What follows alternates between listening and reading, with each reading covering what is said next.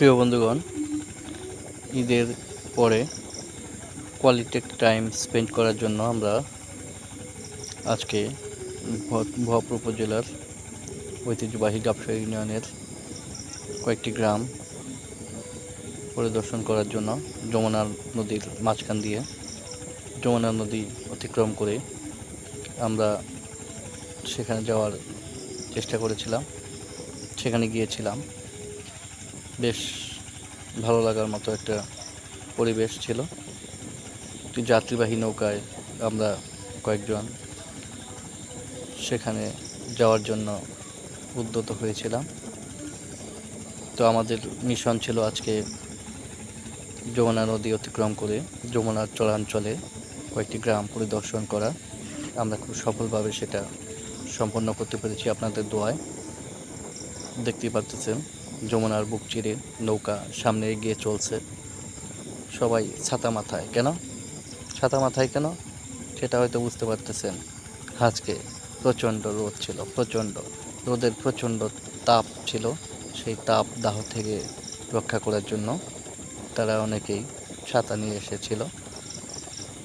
সেই ছাতা দিয়ে হলেও তারা তাদেরকে কিছুটা ছায়া দিতে পেরেছে। কি চমৎকার আকাশের সৌন্দর্য কিভাবে বর্ণনা করব, কবির ভাষায় বলতে গেলে সেটা আরও অনেক বেশি করে বলা হয়ে যায়। তবে আরও বেশি করে বলা দরকার, কারণ আজকের যে চমৎকার আকাশটা আপনারা দেখতে পাচ্ছেন, এরকম চমৎকার আকাশ শেষ কবে দেখেছেন, কে কবে দেখেছেন সেটা উপলব্ধি করবেন, সেটা বলে যাবেন। দেখেন কি চমৎকার আকাশের সৌন্দর্য বর্ণনা করে শেষ করার মতো নয়। খুবই ভালো লাগার মতো চমৎকার একটা পরিবেশ। সেই নদীর মাঝখান দিয়ে নৌকা বয়ে চলেছে ঢেউয়ের তালে তালে। দেখেন কি পরিমাণ ঢেউ নদীতে, সেই কত বিশাল নদীর বুক চিরে, যমুনার বুক চিরে নৌকা এগিয়ে চলেছে সামনের দিকে তার আপন গতিতে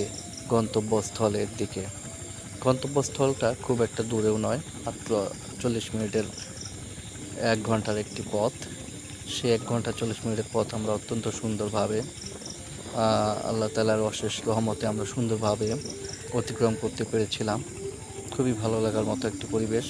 নৌকার যাত্রীগণ খুবই সুন্দরভাবে সুশৃঙ্খলভাবে বসে আছে। তারা আমাদের অত্যন্ত সুন্দরভাবে সহযোগিতা করেছে। আমরা যে সুন্দর ভিডিও করেছি সেখানেও তারা সহযোগিতা করেছে।